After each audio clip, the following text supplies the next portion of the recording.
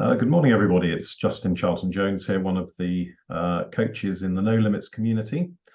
Welcome to Munch&Learn. And today we're talking about networking and building business relationships. Networking.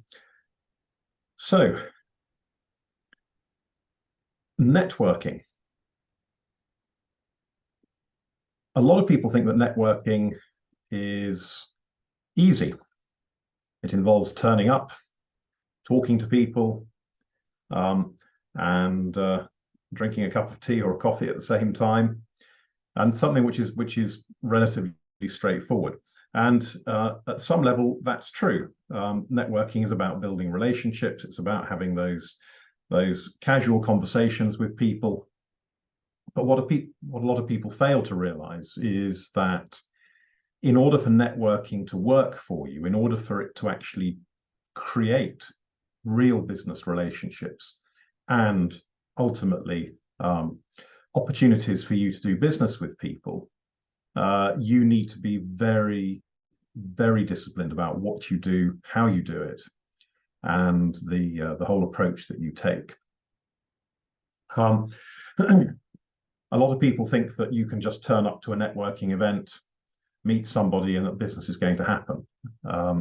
That generally does not work. And I think, first of all, let's just step back, because there are hundreds of networking events available to people out there at the moment.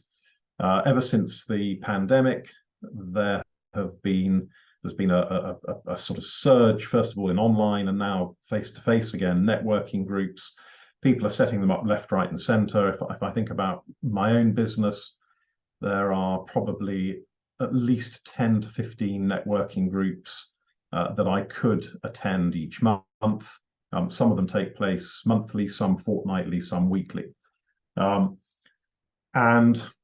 one of the first things you need to think about, but you can only do this once you've visited an event, a networking event, is which ones are actually appropriate for you. Because you will find that different networking events attract different types of business.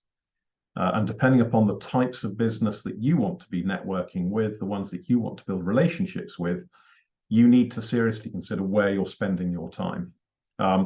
It's all very well going along to a networking event, having a nice chat with a number of people, feeling that you've made some new contacts, but actually all you may have done is just wasted a morning or an afternoon.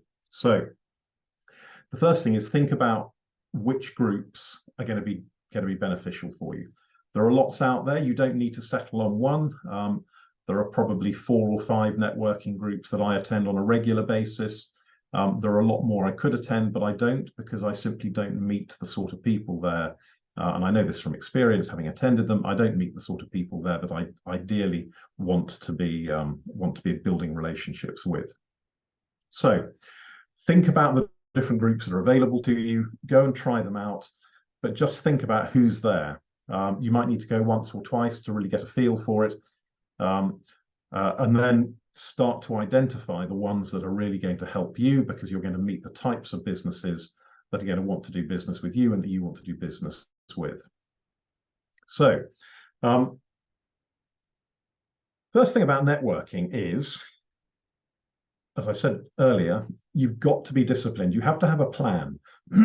You can't just turn up to a networking event and make sure and expect things to happen. You need to plan, first of all, how long you're going to be there. You need to plan before you get there. I bet we've all turned up to networking events on one occasion or another and suddenly realized we haven't got any business cards in our pockets. We haven't got a name badge with us, or whatever it is we might need to bring. But when we do get there, you need to actually have scripts. You need to have a deliberate strategy of how to create relationships, and that will also how to move around a room. That could be one of the most difficult things to do. We've all been at a networking event, or it might even have been at a social party, where we've started talking to somebody and we've been listening to them, the conversation's been going on, and we know that we want to move on, we want to go and talk to other people in the room, but we suddenly find it difficult to extract ourselves from the person that we're with, particularly if there's only the two of you. There are ways in which you can do that, but you need to know what they are. You need to have rehearsed the script for disengaging from somebody before you go to the event, so that you don't embarrass yourself or them by clumsily making it look as though you really have had enough and just want to get away. So thinking then about the networking event, you've turned up, you've got your business cards, you've been practicing your scripts. Have a look around the room, see who's there.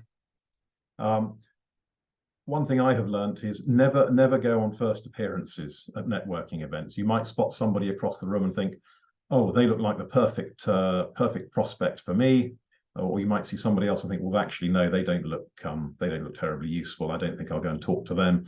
And then discover that actually the person who you thought wasn't a suitable prospect is actually the most plausible prospect in the room. And the other person you wanted to talk to actually is not going to be able to help you. So try to talk to everybody if you can. And you know, that involves moving around the room. Another thing just to remember is when you go to a networking event, you're going there ultimately to help your business. You're going there to be able to generate leads, which will hopefully turn into clients for you.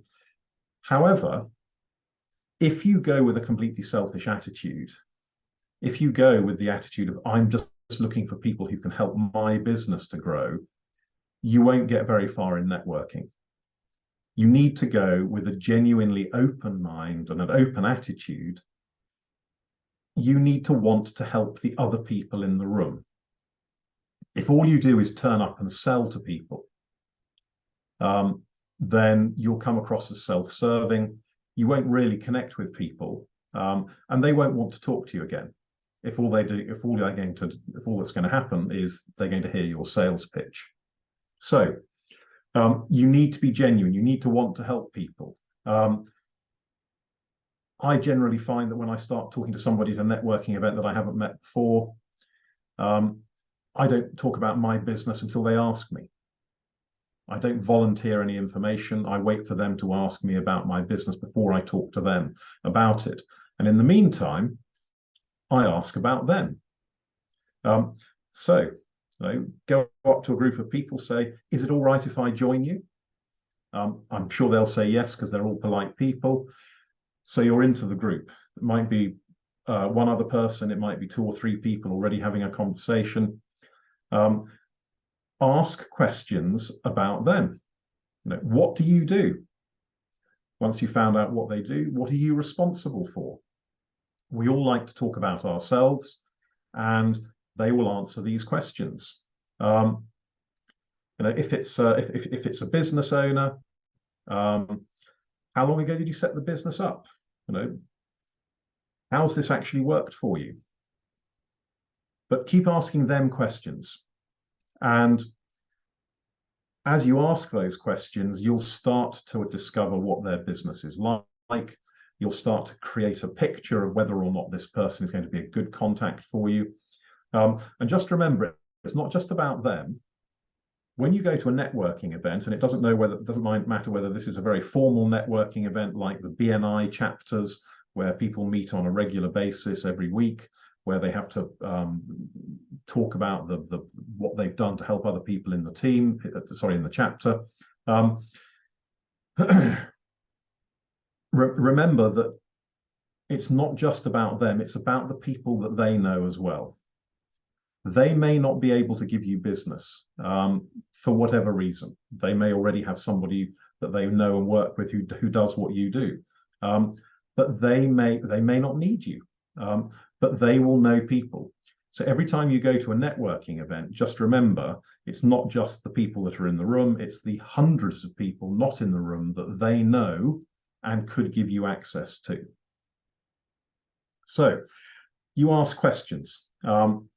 You make sure that you find out what they do, you find out about their business, And then once they've started to talk, there will come a point at which they will realize that they've been talking, and that it's about time that, out of politeness, if nothing else, they ask you what you do. Just one point there before we get on to that.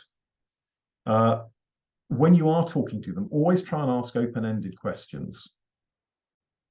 So don't ask questions. An open-ended question is a question that doesn't end in yes or no. It's a question which is open. How is your business coming along at the moment? What's been your biggest success in the last 6 months? Things like that, where people have to actually talk. If you simply ask yes, no questions, you're not going to generate a meaningful dialogue. You're not going to get them to open up. And an open-ended question indicates a greater level of sincerity. So if you're talking and asking open-ended questions where you're really digging into the other person's business, they will feel that you are genuinely interested in them in much more of a way than they would if you simply ask them yes, no. So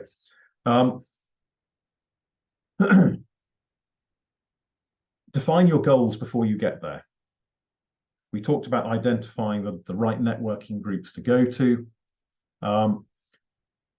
That's part of your goal. Identify a group that's going to be good for you, where you're going to meet the right sort of people with the right contacts, or who might even be able to become clients themselves. But also think about what it is you want from that group. Are you looking for a particular type of contact? You have clients of your own. You may have clients who need another type of business as a supplier. You could help yourself with some of your clients by being able to identify new suppliers for them, new connections that are going to be able to help them and their business. So it's not just about you, it's about what those people in the room can do for your connections, your contacts, and your clients. So keep that in mind. But before you go, work out what it is that you want to achieve. Do you want to just simply grow your database of potential contacts? Do you want to just learn about something, learn about a particular industry or sector? But have that in the back of your mind and try and set yourself a target. If you're going to a particular group, networking event, how many follow-up meetings do you want to have to make that worthwhile? If you're going to spend 2 hours at a networking event, you might think, well, actually, I want at least 5 good one-to-ones after this event. So define your goals, because if you've defined your goals in advance, if you have set your reticular activating system, which those of you who work with Action Coach will all know about, then you'll be more likely to succeed and to achieve those goals. So I was talking earlier about the need to be able to move around the room. So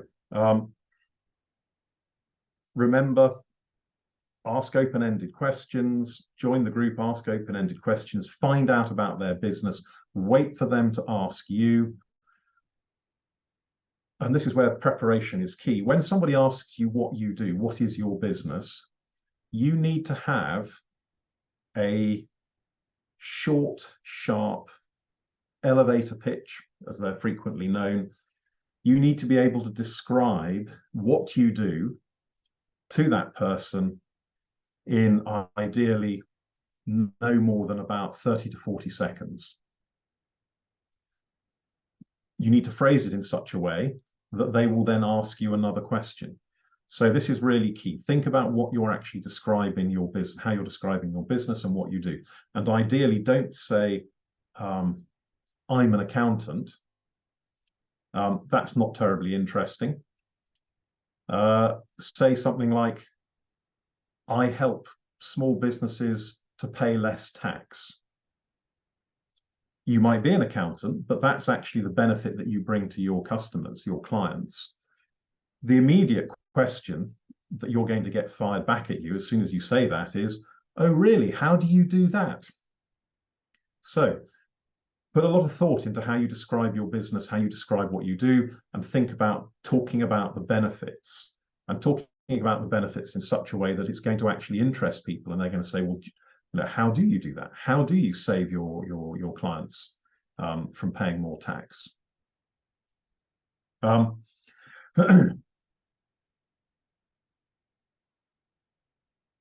Once you have got into the conversation, you've had that chat with the person you're talking to, you're going to, once you've got all the information you think you need, because we're going to talk about the follow-up in a moment, which is as important as attending the event in the first place, you need to get out of the conversation. You need to find a way of leaving them so that you can go on and start a conversation with another person where you start the whole process again. Can I join you? What do you do? What's your role? How is business at the moment? This sort of thing. So when you come to the point where you want to finish the conversation, ask them for their business card. Can I have your business card, please? You never know, I might be able to help you. I'd be up for a 20-minute telephone conversation to find out, can I have your business card, please? End the conversation.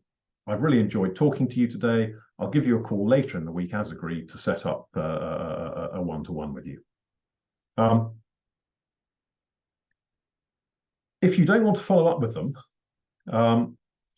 if for whatever reason you've decided that they're actually not going to be of any use to you at all as a connection, which I think is very, very unlikely, but if you have reached that conclusion, then just say, I've enjoyed our conversation. You mentioned earlier that you wanted to speak to X, whatever type of profession they want to talk to. If I bump into any of them, would you like me to pass them your way? Great, I will do. Enjoy the rest of the meeting and move on. So that gives you the opportunity then to go on and start talking to another person. So you repeat this, and you work your way around the room, asking lots of open-ended questions, finding out what they do, and telling them what you do, using that very quick and catchy description of the benefits that you bring to your clients.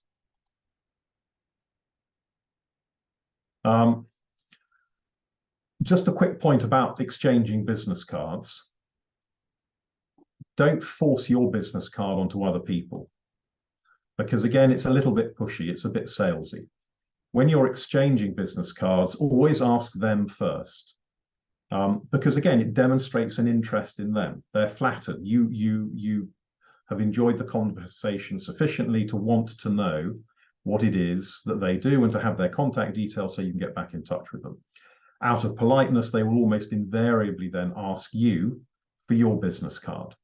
So rather than saying, can I give you my business card, ask them for theirs, they will ask you for your business card in return. And you might want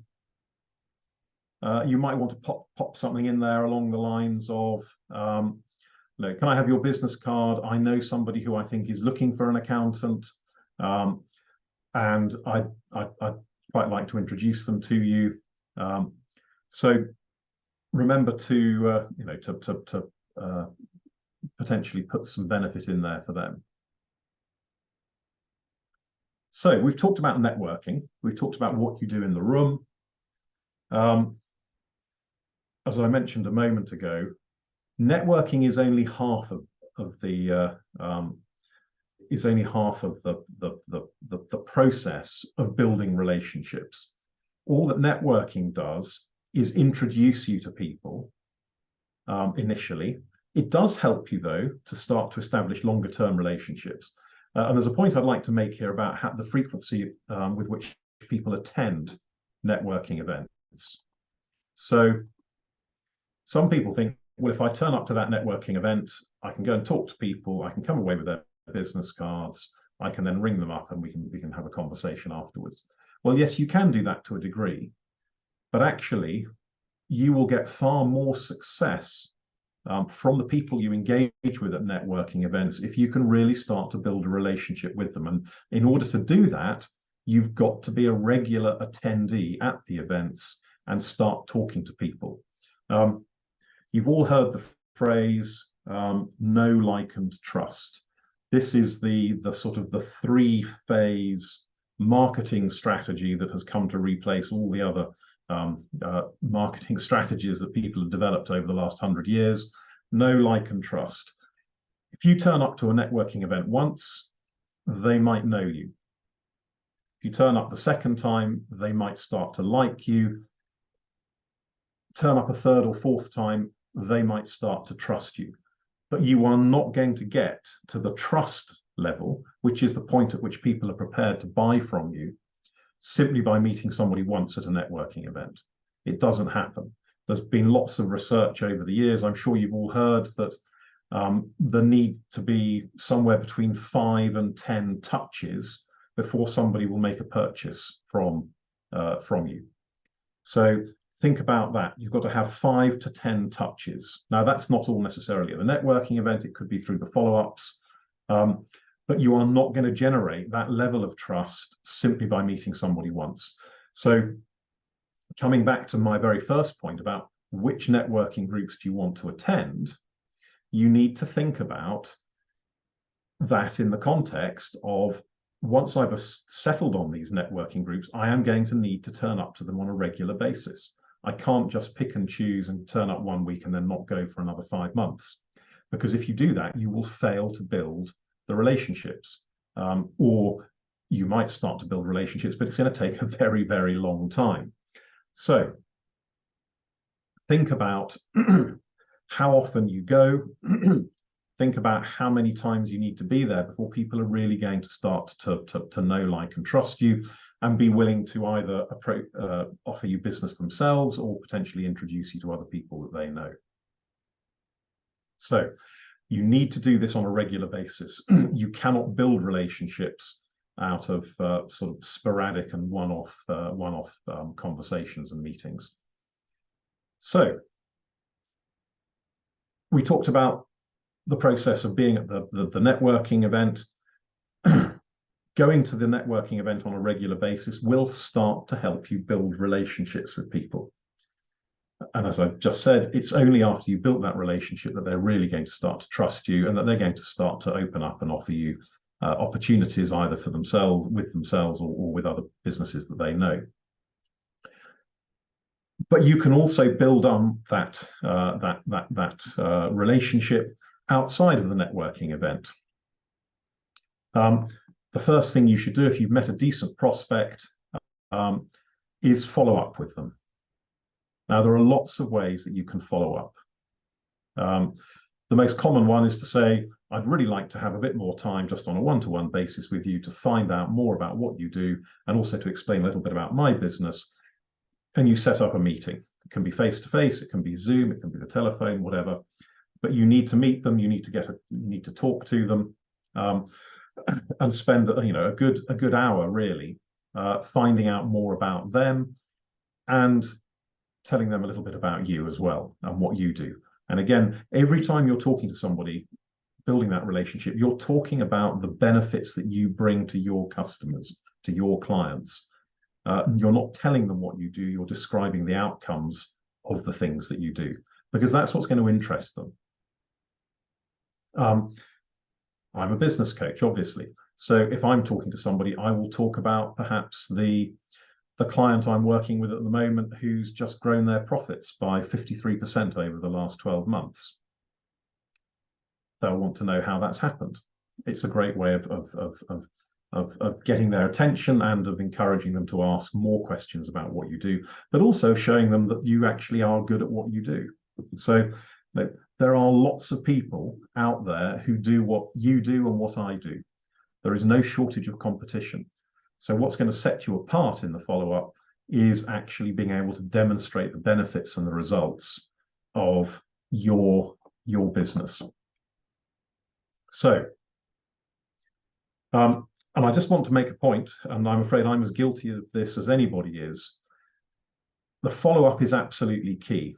It's really easy to go to a networking group, to an event, to make connections with people, to have good conversations, particularly if you planned. You know what you're going to say, you've got your scripts for disengaging, etc. But all of that is wasted if you don't follow up with the connections that you've made. So set up a one-to-one so that you can have more of a chat with them. Think about other ways in which you can follow up with them. Is there any material about what you do, or any case studies of how you've helped other businesses that you can send to them? Think about different things that you can do to engage with them. I send out postcards to people. If I want to have a conversation with someone, I have a series of postcards I had made up with inspirational quotes. In fact, they're all by Winston Churchill, pictures of him. They're great talking points. I send these out to people prior to then calling them and having a conversation with them, because it'll really help to break the ice. So book the follow-up. And the follow-up is not just one conversation with them. The follow-up is a series of conversations. The next conversation might be back at the networking meetings that you've been to. You might see them again. They might not be there the next month or whenever it is, but you'll see them again. So keep building that relationship. Keep doing things that, again, basically get them to trust you, because it's only when they trust you that they will actually start to give you business, or to introduce you to people that they know who could also give you business. So just to start to summarize then, in terms of how to build relationships, how to network with people, it's all about communication. Frankly, everything in business is about communication. If you're a business owner and if you employ people, it's about communication. If you want to generate new leads, new inquiries from people, it's about communication. So first of all, plan. I said at the very beginning, you need to be disciplined about networking and building relationships. So think about the events. And sorry, just a quick point that I forgot to mention earlier.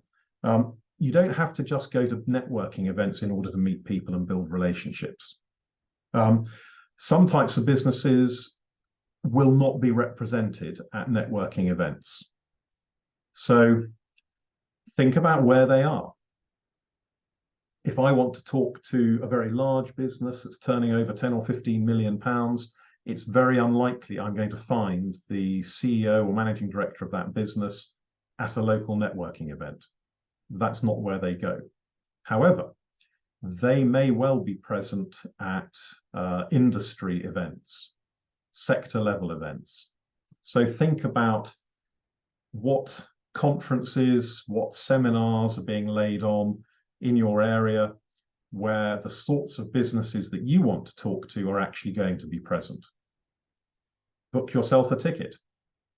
It might cost you a bit of money, but that might be a very small amount of money to pay for the opportunity to start meeting and building relationships with your ideal target audience for your business. So choose your groups, choose the places you're going to go. Make sure that you plan before you go. Make sure you've got a bit of paper which says, remember your business cards, that you've learned your scripts so that you can engage but also disengage with people. And make sure that you have a follow-up strategy, because meeting them, as I said before, is only the first half of building the relationship. The second half is what you then do after you've met them and after you've first started talking. So make sure you have a process where you book in one-to-ones. You send them things to remind them of you and to generate interest. You might go out of your way to see if you can find somebody that could potentially be a client for them and introduce them. Because that's a great way of then encouraging them to do the same for you. So think about all of these things. And if you can do all of that, you will start to make a success of your networking activities. And you will start to build relationships that matter. And just be aware that networking, relationship building is a long-term sales strategy. You may, if you're very lucky, this happened to me earlier this year. I met somebody at a networking event. I met them a couple of times. We did a follow-up, had a one-to-one, and they became a client of mine within about 6 weeks of having first met at this networking event. On the other hand, I've got people who I work with as clients, and it's taken 18 months for them to become a client. That's how long it's taken them to actually get to the point where they know, like, and trust me sufficiently, and have summoned up the courage to actually have a conversation about what coaching might be able to do for them. So it's a long-term strategy. Bear that in mind. You have to be consistent. As with all marketing strategies, consistency is key. So identify the types of meetings that you want to go to. Make sure you go to them regularly. Make sure you talk to as many people as possible. Remember the way in which you talk to them, and then remember that you have to have a follow-up strategy, because you need to keep on supporting that relationship and building it up to the point where they're happy to pass you business, or even to become a client of yours themselves. Good. So I hope that was useful, and good luck with your networking events and your relationship building. Thank you very much for listening.